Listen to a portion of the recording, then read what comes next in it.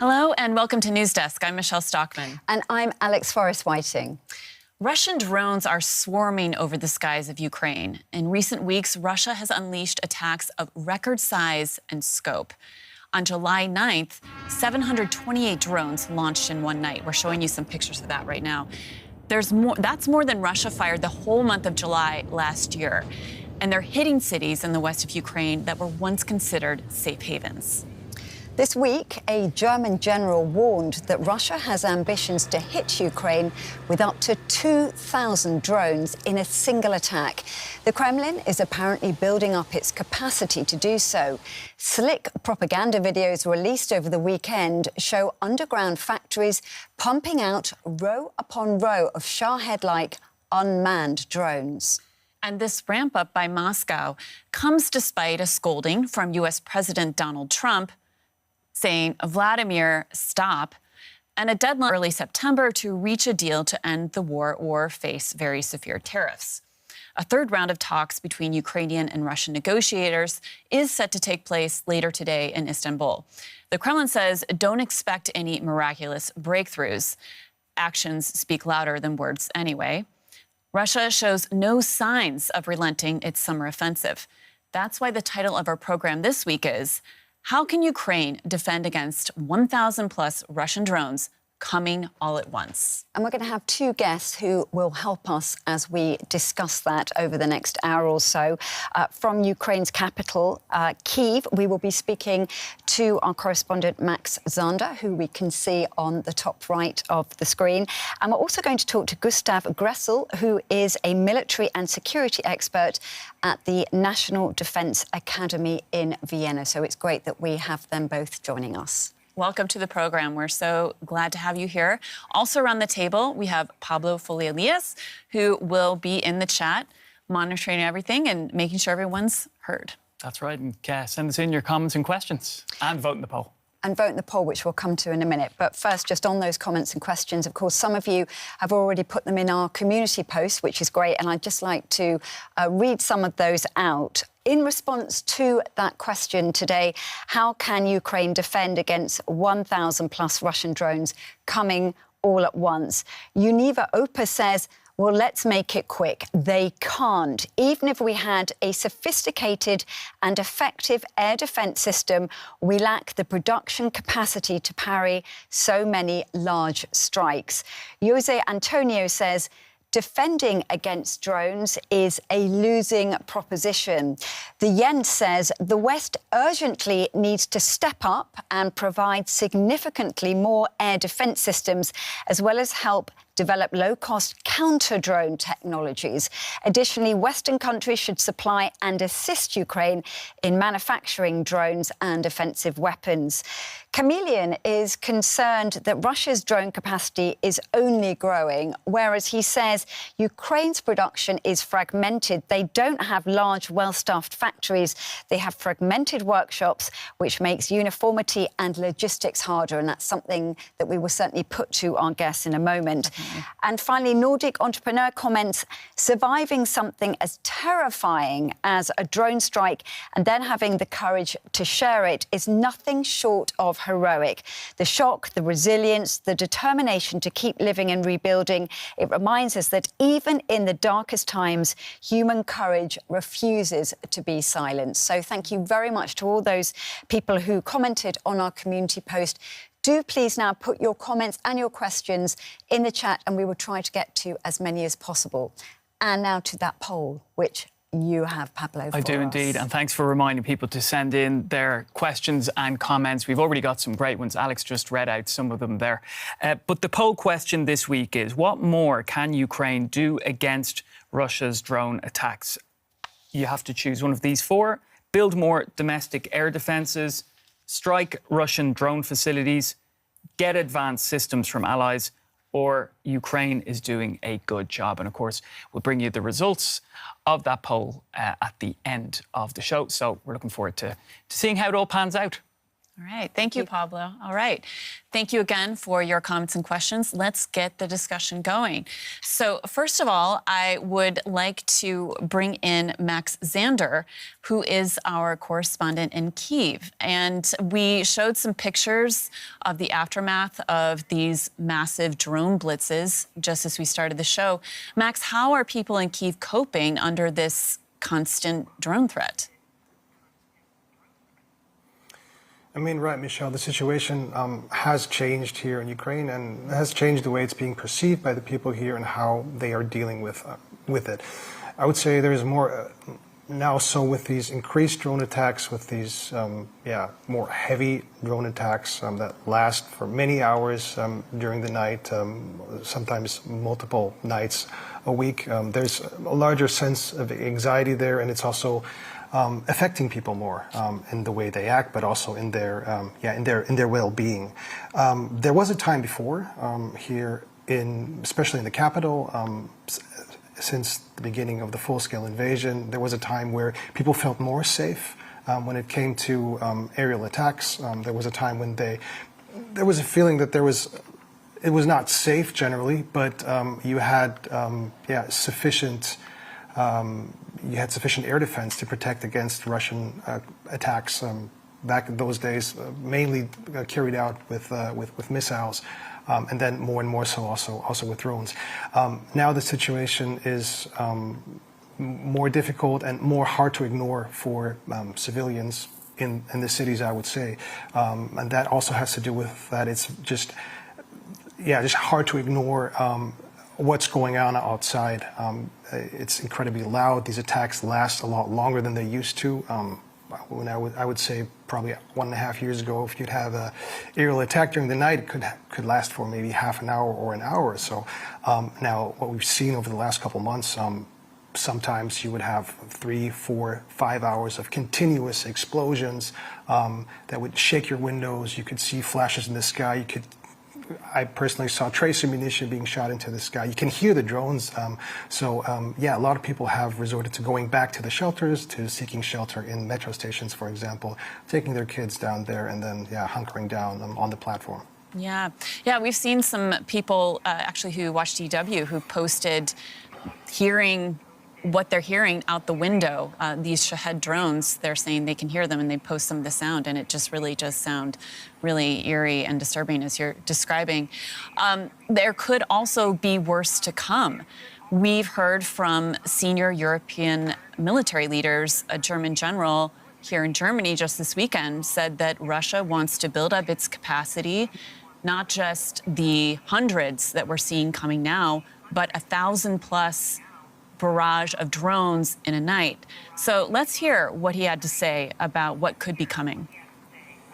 A Shahed drone costs anywhere between 30 and 50,000 euros, depending on the production model. It doesn't make sense to counter them with long-range Patriot missiles that cost more than 5 million euros.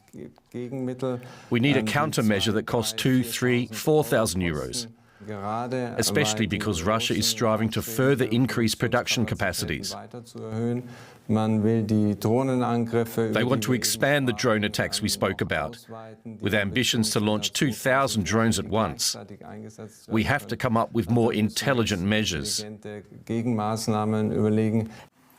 Okay, and just to clarify, that was German General Christian Freuding. He said that we could see something like 2,000+ drones coming. And just breaking that quote down, obviously, it's not ideal that you would use a $5 million Patriot system against a $50,000 drone. That's not the ideal solution. And Ukraine is coming up with lots of ingenious solutions, lots of cheaper solutions to take down drones. But still, let's focus on the latter half of that quote where he talks about the potential of 2,000+ drones coming in a night. First of all, how is Ukraine reacting to what he's saying? Are they on board with that assessment? I think generally yes, but there has been some criticism of that statement by the chief spokesman of the Ukrainian Air Force, Yuri Ignat, and he asked this particular general, but also Western experts in general, to be more cautious when coming up with these estimates, with these figures, because we're not there yet. We're not seeing 2,000 drones attacking at night. There have been a couple hundred. It's quite extreme. That is the truth.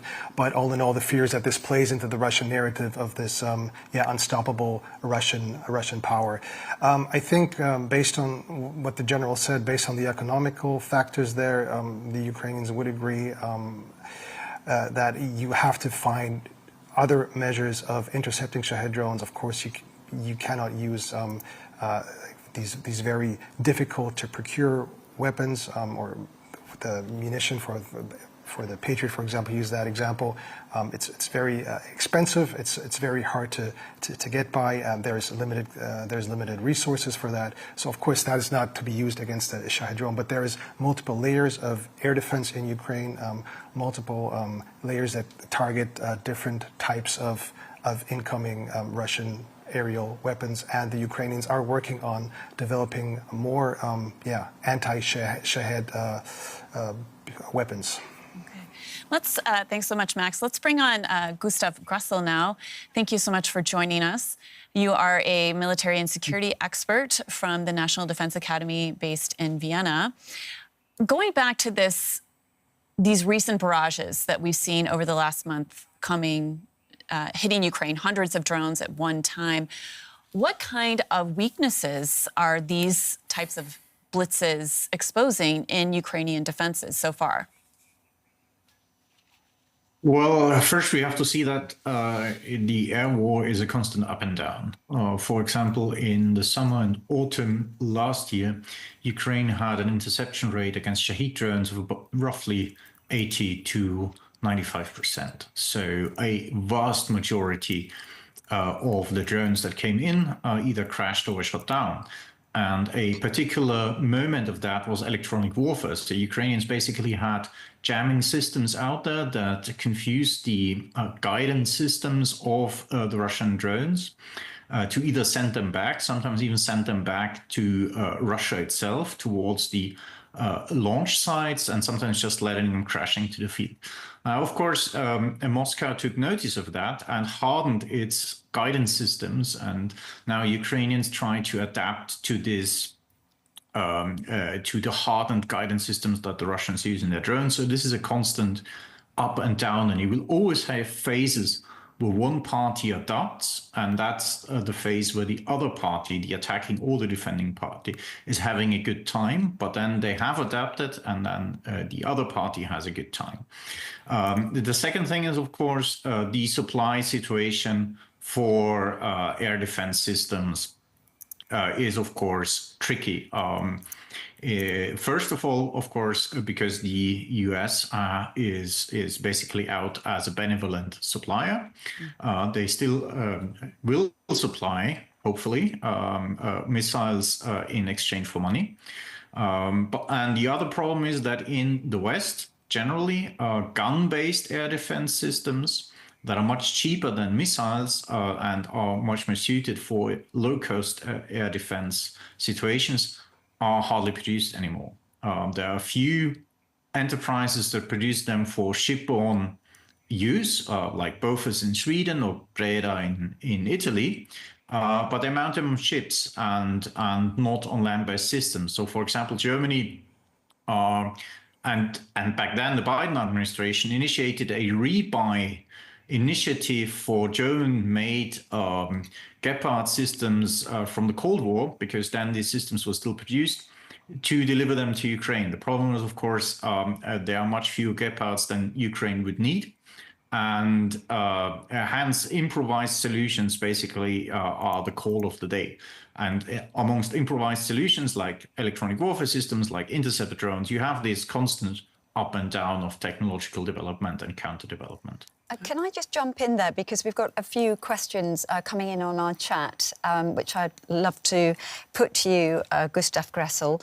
Nile Chatuverde says this, and this is a point that has been made by others and was also in our community post. Even if Ukraine advances drone manufacturing, its production can't match Russia, plus the increased battle gains. And that signals a bad omen for Ukraine. It's already been 3 years. How long can Ukraine hold on for, given what we are now seeing coming out of Russia in terms of the numbers of drones? I would say it's the contrary. Basically, Ukrainian drone production has given Ukraine the chance to survive. If Ukraine were only dependent on Western support, the front would have long collapsed. Drone production, and now we of course we talk in this TV show about long-range attack drones, but there are of course multiple applications for drone technology. You have sea drones, you have reconnaissance drones, you have small strike drones like handheld FPV drones, etc. You have bomber drones. In this whole thing, basically, Ukrainian innovation and Ukrainian production is the reason why the front still holds. Okay. The Ukrainian Ministry of Defense will procure between 5 and 8 million drones of various sorts, big ones, small ones. That figure does not incorporate the civil society sponsored crowd-funded drones that are procured or built for voluntary units for the soldiers and are not procured by the MOD itself. So we're probably talking about a double-digit million figure of produced drones in Ukraine, and that's quite substantial. There are far more drones being produced and built in Ukraine than, for example, artillery shells used by both sides together. Okay. I wonder if we can bring in Max here on this topic of the Ukrainian drone productions and what those factories look like. Max, we actually have some footage that you took while you were reporting inside Ukrainian factories. And I kind of want to relate this to a question that we did get in our community post. One thing that one of these users is wondering about is, okay, so Ukraine is being very innovative. It is ramping up production. But part of the problem when we're comparing it to Russia is that these production facilities are fragmented. They don't have large, well-staffed factories. So that makes logistics harder. Can you comment, based on your reporting, Max, what you've seen? I mean, that's true. Yes and no. The situation in Ukraine is a little bit different than in Russia when it comes to drone production. That is true. A lot of the drone production in Russia happens top down in large-scale operations.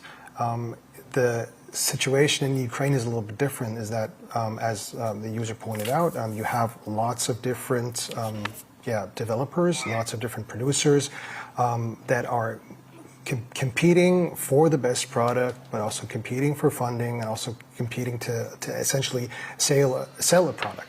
So this makes it perhaps more difficult to produce on a large scale, though there also are large Ukrainian arms producers that also do produce drones, like Ukrainian Armor, for example. But you have these smaller operations that are competing for the best product, taking the experience from the military units that they sell to. Usually drones or most of the weapons are acquired at a brigade level now, to my knowledge. So the brigades order exactly what they need. They give the feedback to the producers, and the producers can then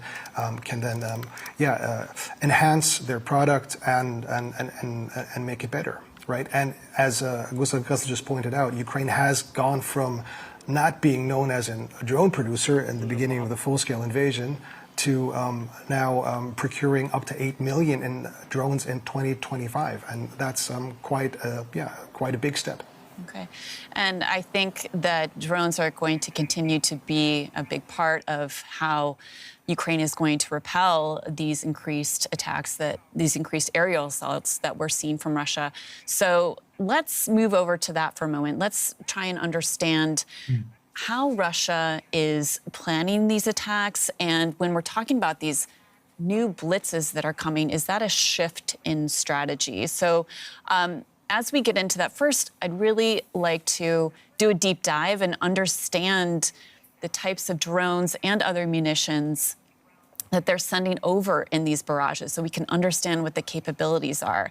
And one thing, of course, that everybody is talking about are these Shahed-like drones that Russia is sending over. And we've got a clip here that we can play. This is the propaganda video that Russia released over the weekend inside an underground factory in the city of Yelabuga in Tartarstan, which is about 1,300 kilometers from Ukraine.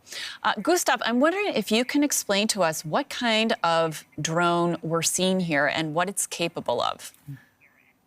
So as you see here, this is the so-called Geran 2, which is the basically licensed production of the Iranian Shahed 136. It's a long-range attack drone. As you can see, it is propelled by a Boxer 4-cylinder piston engine. That's why they are basically they're called also moped drones in Ukraine, because they make a similar noise comparable roughly to a motorcycle, because they're basically similar to a motorcycle engine in terms of displacement and build. They carry a 50-kilo warhead. So compared, of course, to, and they fly around roughly 200 to 300 kilometers per hour. So, of course, compared to a real cruise missile, like a Ha-101 or a Caliber, they are fairly slow, and they have a fairly small warhead. So a real cruise missile has a warhead between 400 and 800 kilos. Depending on the type. But of course, they are extremely cheap to produce, and you see them stacked up here. The estimated production number of these drones for Russia is roughly around 100 a day, 35,000 per year. Given what Russia actually fires, it might even be higher, and that's their main advantage. Now, how these drones have been used in combination with other means of air attack, which is basically ballistic missiles, so like Iskander or Kinshal, hypersonic ballistic missiles, or the before mentioned proper cruise missiles, that varied over time.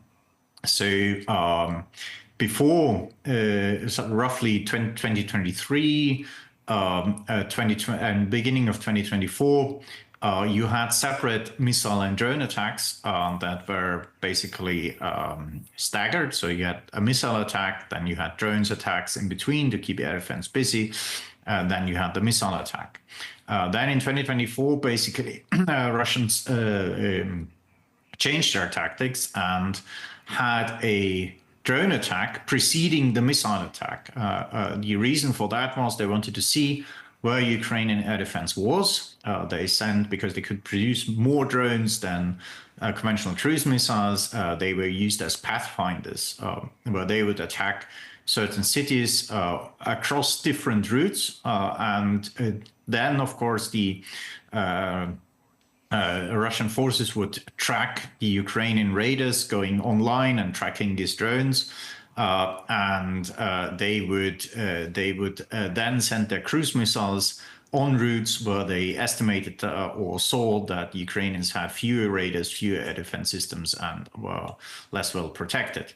Ukrainians, of course, switched to different means of protection, from sort of shooting down Shaheds with different systems compared to the cruise missile, so that didn't work. So they started to combine cruise missile, ballistic missile, and drone attacks to overwhelm Ukraine's capacity to defend at once. Gustav, can we just 1 second though?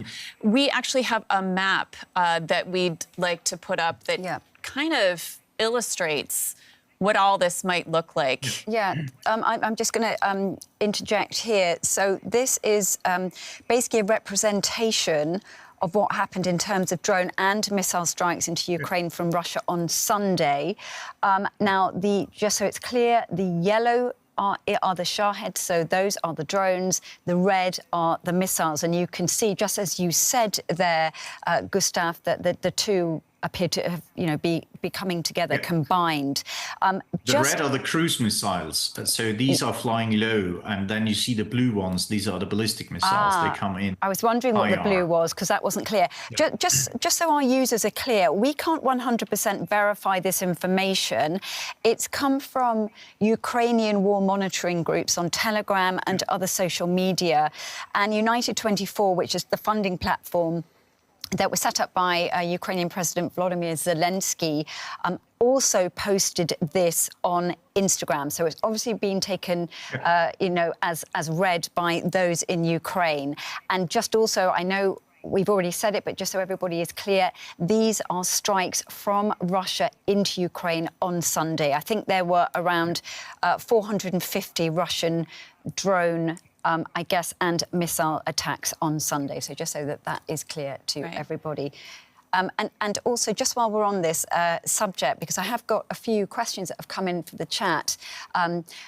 One, Paul Wallace, said, what are the military achievements of these Russian drones? So you have just been talking about that, Gustav, and what they can do, but maybe you could just make it completely clear, because these are aimed at buildings, infrastructure, but they've also obviously caused death as well, haven't they? So what exactly is Russia trying to achieve here? Is it to overwhelm the Ukrainian air defense system? That's their primary target. They target particularly civilian cities, population centers. They are meant because they know that you cannot not defend your cities.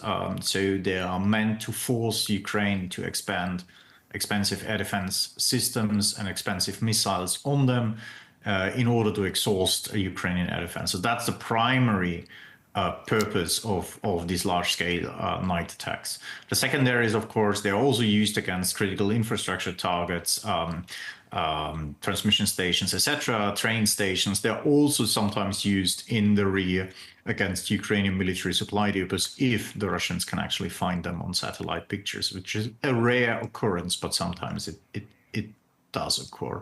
But predominantly they're used against population centers, against residential buildings, in an attempt to kind of force Ukraine to expand their defense means. Sorry, and just one other quick one, just very briefly. This has come from Carolina Velina saying these drone attacks, they basically, do they always reach their target? Is it easy for them to reach the target? You were talking about how far they can travel, but it appears that they can go much further than they could when the technology hadn't been developed so much two years ago or so. And just as you're answering that, I think it'd be good if we have another video of these drones being launched, and they are very mobile. So they can be brought pretty close to the border. Wait, if you can play that and just see how they're launched from trucks. But yes, I mean, once they are launched, do they generally hit their target, or are they just kind of sent off to fill the skies? This is a new launch version. Usually these drones are launched in a large launcher from a lorry or a trailer. But Russia obviously seems to be worried that Ukrainians might strike these launchers, and hence they started to deploy them with pickups. As I said, the interdiction rate, or the rate of drones not hitting their target, usually is quite high. In the worst moments of Ukrainian air defense, Ukrainian killed over 50% of these things. Now we're still at a much higher rate of interception.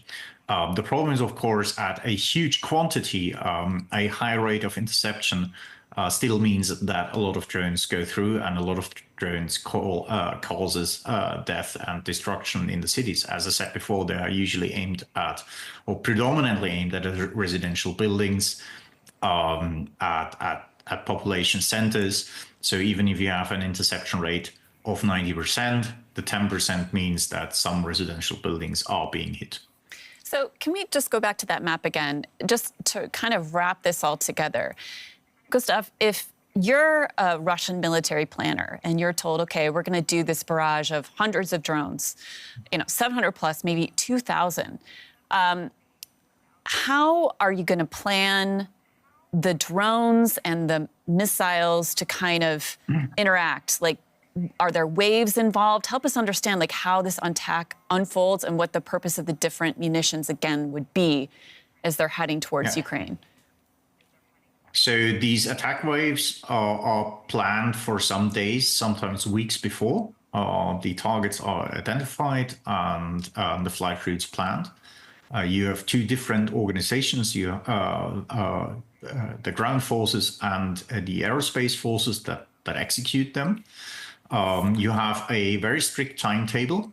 The Shahed drones, they fly across predetermined waymarks, predominantly with satellite navigation and with some ground cameras that film basically the ground and compare that to what they have been assigned to. But these are the minority of them. Most of them go purely with satellite navigation. And you have a staggered schedule of launch because the Shahed drone is very slow. A cruise missile is much faster. They go around 800 kilometers an hour. A ballistic missile comes in at several kilometers per second. They get like 2.4 to 2.8 kilometers per second. Down on Ukraine. So you have a time shuttle, and then basically you try to make the targets arrive, if possible, at once, so that the overwhelming effect of a lot of aerial targets confuses air defense systems.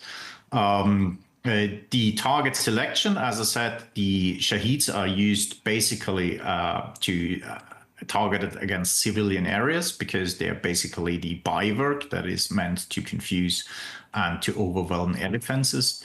The defense industry, critical infrastructure usually is better protected. So you have hardened structures like bunkers, or you have underground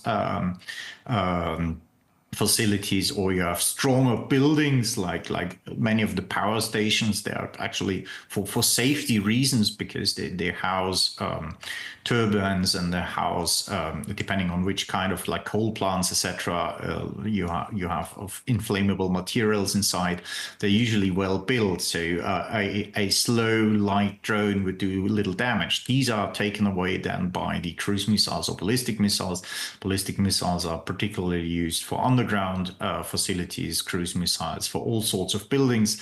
Because of their higher payload and because of the higher speed, they smash through walls and fat concrete walls and then explode with a fairly destructive effect on the inside. That's roughly how these waves are planned. I have to say that Russian targeting is sometimes really, really bad.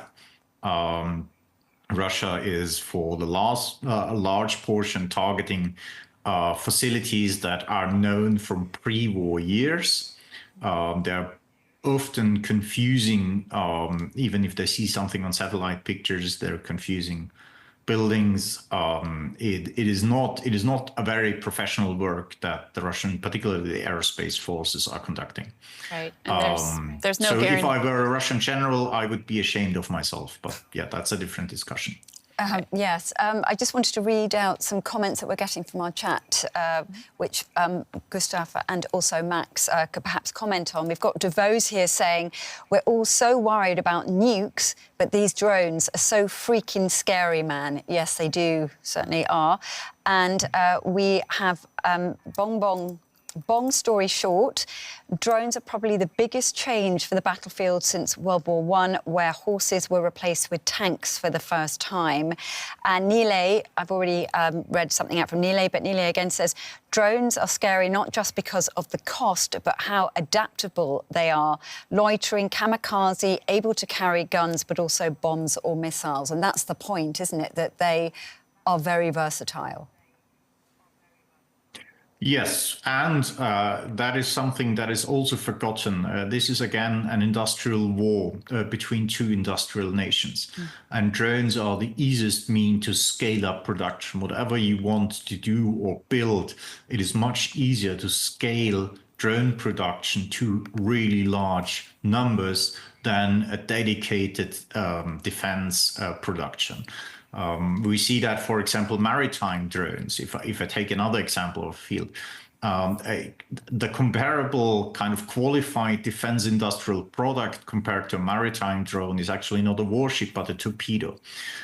It's also or a naval strike missiles. Now, both torpedoes or naval strike missiles are very complex, dedicatedly defense industrial products. You have very special materials, you have very special testing, you have very special subcomponents that are difficult to import.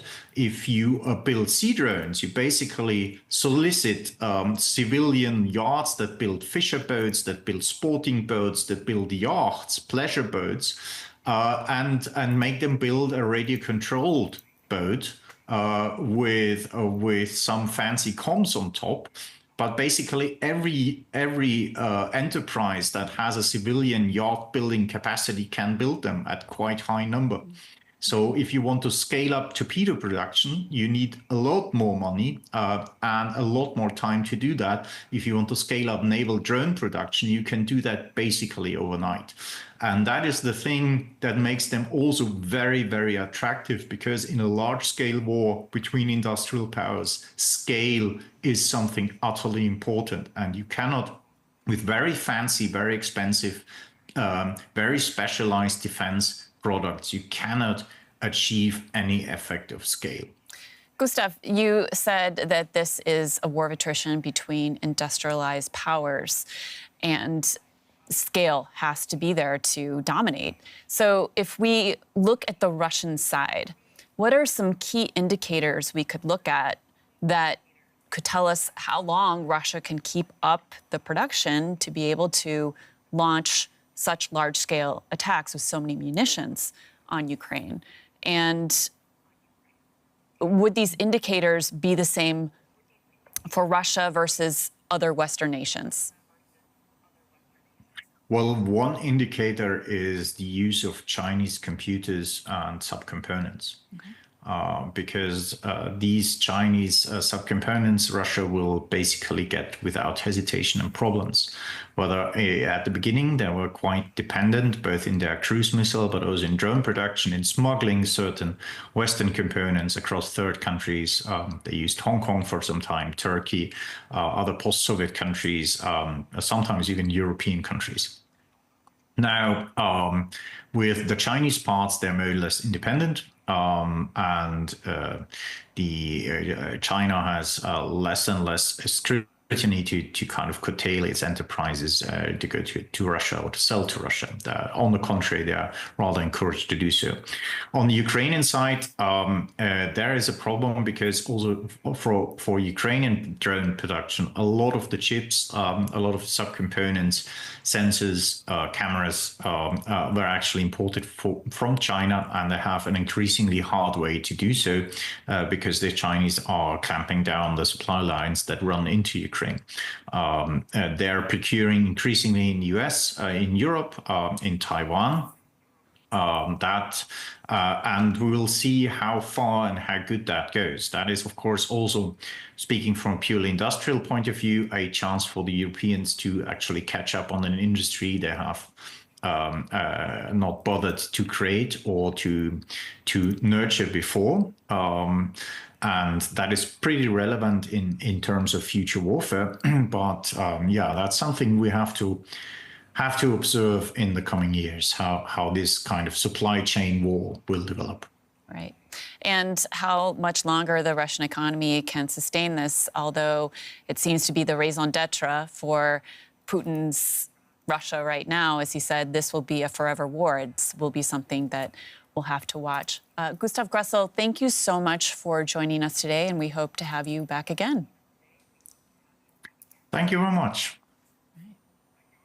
Thank you. And just one comment from, I know I'm going to pronounce this incorrectly, maybe you can help me, Pablo, Excelsior Knight, who said just about that, what we forget is that Russia still has the Soviet legacy of producing weapons, they say, in quantity over quality. So talking about being on this war footing and this war economy, that saying that they still have that from the past. So just a point there from that user. A raison d'etre in the past and a raison d'etre now. All right. Well, let's go over to the Ukrainian side. I'd love to hear some more from Max. So, again, we've talked a little bit about the Ukrainian defense. We know these barrages are coming in. And something that we've talked about is, again, the ingenuity that is happening in Ukraine in terms of drone development. Can you tell us what you've observed in terms of the interceptor drones that might be way cheaper than, say, a Patriot missile system that could be deployed against these kind of attacks? I mean, from what I gather, the interceptor drones are being produced. Certainly, this need was seen, and companies are developing their solutions to tackle the threat of Shahed drones and other drones. Some of them are already being applied on the battlefield, but it is also, again, a matter of scaling. But this is something that I think we will see over the next couple months being applied more and more on the battlefield. All right. Let's talk some more about kind of the scale that Ukraine needs, the scale of a barrage, I would say, that Ukraine needs to prepare to repel, and how they need to scale up to meet this threat. Alex, you've got a chart that kind of shows over time how the intensity of these drone attacks has increased. Yeah, we can just share my screen. This is from the Centre for Strategic and International Studies, and it's a daily drone and missile tracker. And you can just see here, so this up on the left where the numbers aren't quite so, or where the chart isn't quite so high, that's back in 2022. And then you look all the way to here, and it goes up to the beginning of July, and you can see how much these attacks have increased. The light blue are the Russian missile attacks, that's drone as well, that were launched. The dark blue are the numbers that have been destroyed. So you can still see that many more got in than were destroyed. And if we just go down on this page, this is something that Pablo will also share in the chat, and we can look at the details. You can see what models these are. And talking of the Shahed drone, for example, on the 6th of July, that's the last date that we have, 157 Shahed 136, 131 drones were launched from Russia, 117 destroyed. If you go just a few days back, so for example, on the 5th of July, 322 launched, 292 destroyed. And on the 4th, 539 launched, 476 destroyed. So you can just see those numbers, how much they have increased over the past, certainly over the past couple of months in particular. Right. And this is something that President Zelensky has talked about, that Ukraine needs to, again, up its capacity to meet. And there's this term kind of bandied about here in Europe, this idea of turning Ukraine into a steel porcupine. So making it really uncomfortable and very costly for Russia to make any kind of dent in terms of its advance trying to gain Ukrainian territory. But let's play this soundbite from Vladimir Zelensky, where he's talking about these, again, ramp up in drone attacks that Ukraine is facing. You have to ensure a significant increase in the frequency and range of our deployment of drones against Russian objects. Each site in Russia, as well as Moscow, that is used for the production of weapons should become accessible to our defense forces. This means a clear increase of the scale of the production of certain types of our weapons, as it was decided at the corresponding meetings. People must see, in particular, that Ukraine has its own missiles. Okay. So, Max, let's break that down. Zelensky talks in the first part of that quote about ramping up drone attacks on Russian production. So how successful has Ukraine been at striking those production sites inside Russia? I mean, this has been part of the Ukrainian strategy for quite some time now. I mean, the Ukrainians, I believe even towards the end of the first year of the war, managed to conduct deep strikes in Russian territory.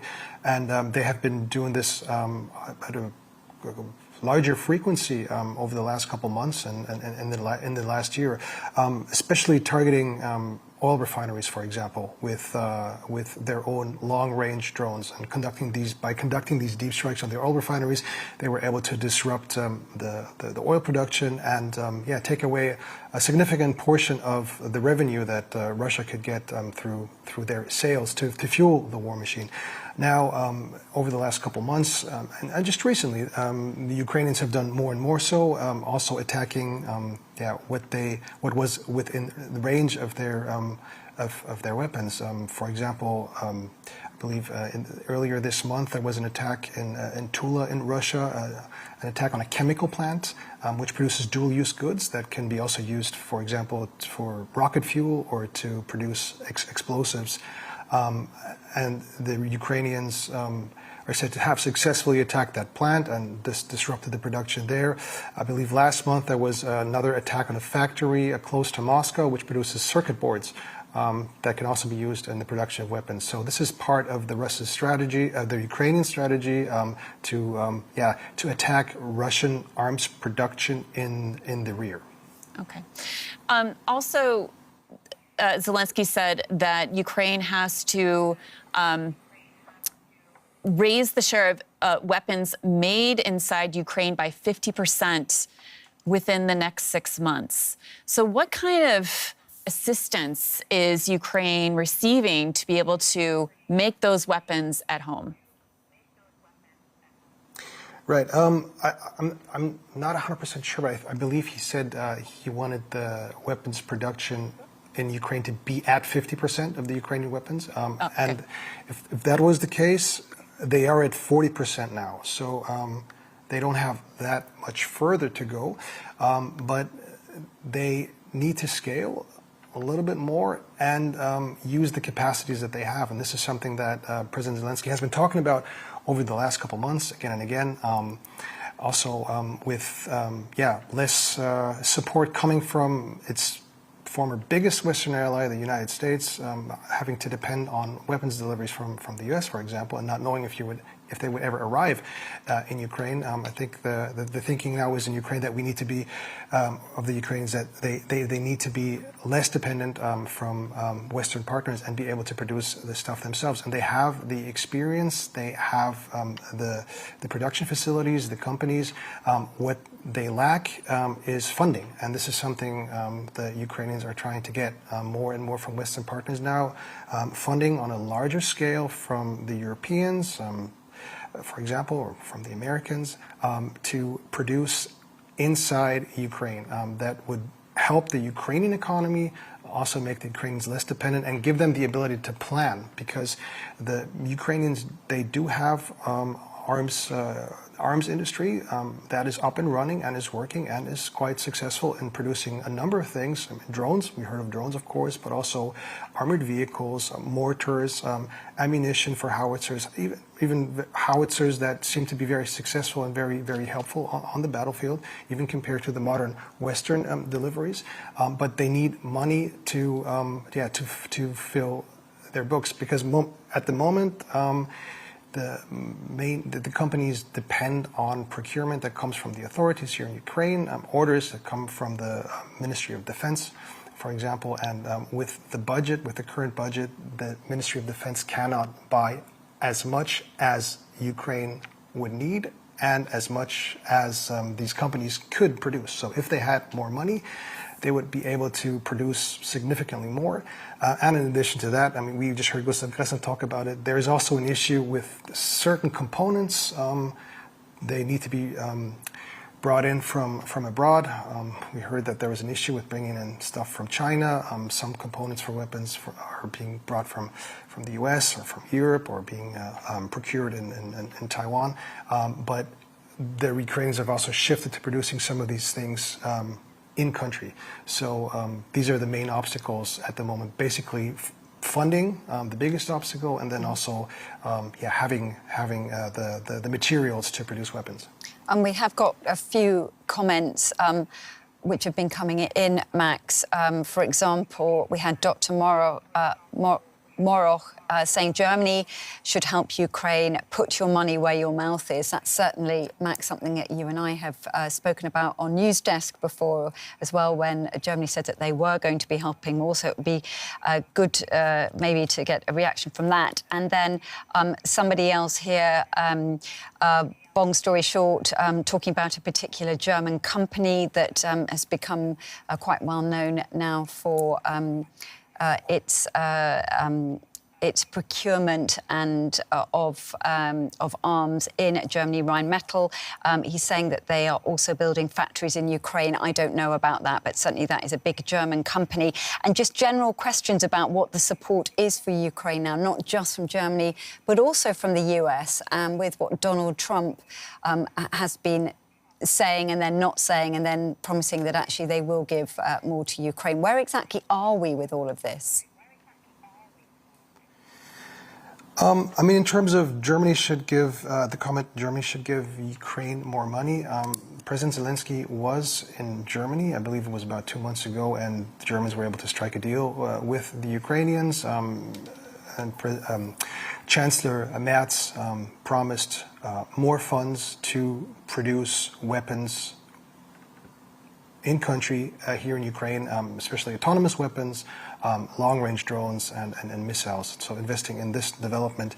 And I believe the first batch of these weapons is about to be delivered just in the next couple of days, if I'm not mistaken. There was a comment about the German company Rheinmetall about production. I'm not entirely sure. I just know that there was talk of a tank.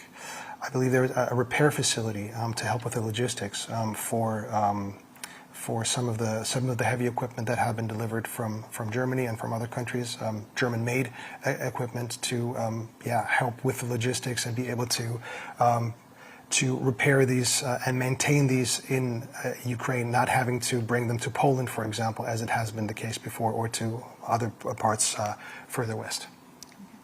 And just to talk about the funding that is needed, the defense minister, the new Ukrainian defense minister, says that Kyiv needs at least $120 billion for defense spending next year, and Ukraine is currently in talks with countries in Europe for around $60 billion of that, but still needs to fill that gap. And Max, do you know where we are with the US at the moment in terms? I know that things change very, very quickly under the current administration, but in terms of what Ukraine is getting from the United States, are you any clearer on that?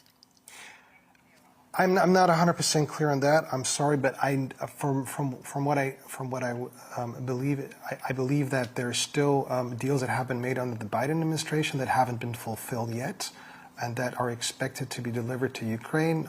There have been some issues with that, but apart from new deals, new promises, apart from deals that involve buying equipment from the U.S. and bringing it to Ukraine. Apart from that, I'm not. I don't know of any additional new weapons deals or promised weapons deliveries from the United States. Okay, thank you very much. I just wanted to check that. Right. Well, we know that Ukraine is doing a lot with very little anyway. It is, as we said, a laboratory for drone use and drone development. Max, I was just wondering, in terms of your experience, you've been in Ukraine over the course of years now. What kind of adaptations have you seen that have turned a cheap weapon into something that can be very effective there by Ukrainians who are fighting this war? Right. I think, I mean, if we talk about that, and we talk about what it's like on the front line for the soldiers defending, and for anybody living close to the front line or working there, or for NGOs working there, providing support to civilians, for example, drones are. I mean, you cannot avoid talking about drones, especially FPV drones. I mean, I think that's the biggest development that we've seen in this war. And this is certainly something that other countries are also following very closely and will be forced to implement into their own militaries and military strategy. The threat of drones has become very, very real, pretty much anywhere close to the front line. The front line, by definition, has just also become a much wider area, whereas at the beginning of the full-scale invasion, if you were working, even us as journalists working closer to the front line, you had to make sure that you had to take into account that there is a certain range that artillery can strike, but there's also limits to the artillery, and also it's an indirect weapon. Whereas if you're somewhere in an area where FPV drones are operating, it's a whole different scenario. There's not somebody indirectly trying to take out a target, but there's somebody who sees you potentially, who is hunting you, and this is also making all kinds of work close to the front line very, very difficult, and especially for soldiers, for infantry soldiers who are moving on foot, but also for soldiers working in vehicles or even tanks. There have been many adaptations to these FPV drones. They are also responsible for taking out a majority of equipment on both sides, so they can get through armor, not just injure personnel on foot. So this is probably, the biggest change that we've seen so far. Okay. I just want to, actually, there's one more video I want to play for everybody before we wrap things up. We talked a lot about how a lot of this technology is very cheap and can be effective against other more expensive weapons. But what can happen if a lot of money is put towards items or weapons that can take down drones? What if we get some of the world's largest militaries to invest in this kind of drone technology? Would it mean that drones no longer are really where the battle is decided? Let's just show, this is an advanced anti-drone system that Rheinmetall, we talked about earlier, put out. Wade, do you mind playing that tape? This is a system that's worth $90.5 million, and this is meant to take down drones. So I don't know how many rounds per second that is, but it's super fast. About 16 to 20 rounds per second. And you can just see it creates kind of a curtain that takes those drones out of the sky. And it doesn't look like this kind of weapon is deployed yet in Ukraine. But what do you think, Max? If more money, the big militaries get behind this technology that takes drones down, will drone uses be less decisive in terms of deciding who has the advantage? Or are we past it? It's going to be drones. I don't really have an answer to that. I mean, that for sure looks like an impressive piece of equipment there, but it also looks like something that is very bulky, very hard to bring into position, perhaps very expensive also. Mm-hmm. So, I mean, if you look at the cost and effectiveness ratio there, you're looking at an FPV drone that's going to cost maybe $1,000 or maybe a couple of $1,000s versus something that potentially could cost hundreds of thousands or millions of dollars on the other side. So, I mean, it's really hard to tell what's going to come, but from, I think, what people using these types of equipment, those involved in the drone production and in the development and in putting them into work at the front lines, I think everybody believes that there is going to be a higher level of autonomy. There's going to be more autonomous weapons that we're going to see in the future rather than less. So drones are going to be flying along the front lines for the near future at least, and probably even longer than that. Right, and as you mentioned, if AI comes into this equation, that could be a whole nother revolution in terms of this technology. Max Zander, thank you so much for joining us today and sharing your expertise with us and your experience. Stay safe, and we hope to have you back on the program again. Thank you, Max. Thank you. Interesting that Carolina says with these new technologies like drones, I would never expect to find world peace. And yeah, I see where you're coming from, Carolina. And then someone else in the chat, Maverick77 Defender, defence is too expensive. I think talking particularly about that Heinmetall, I don't even know what you call it, but vehicle that was an anti-drone system. Anti-drone system. So defence is too expensive. Offence is much cheaper, they say. So, yeah, I can't comment on that. But that person also says the best defence is a good offence. So there we go on those. All right. Well, not happy words, but, you know, kind of a reality check. But let's see what people have weighed in terms of our poll. Well, I've been watching the comments come in, and there's been obviously lots of great questions put to, and you put them to our guests, so that's great. So thanks, as always, for your comments and questions. And, of course, let's get to the poll. So we asked, what more can Ukraine do against Russia's drone attacks? We gave you 4 options: strike Russian drone facilities, build more domestic air defences, get advanced systems from allies, and Ukraine is doing a good job. And what came out on top was strike Russian drone facilities with 39%, followed by build more domestic air defences, 31%, and then get advanced systems from allies, 15%, and finally Ukraine is doing a good job, 12%. So, yeah, so the majority of people say strike Russian drone facilities. That's what the result of this week's poll is. And, of course, next week we will have another poll for you, and we'll be posting next week's show about 24 hours before we go to air. And, of course, this show will be available, of course, as well on YouTube.